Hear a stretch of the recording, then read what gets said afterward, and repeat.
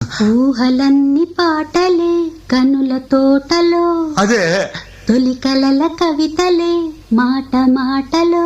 అదే ఆహా బ్రహ్మాండం. కవిత కవిత పాడు.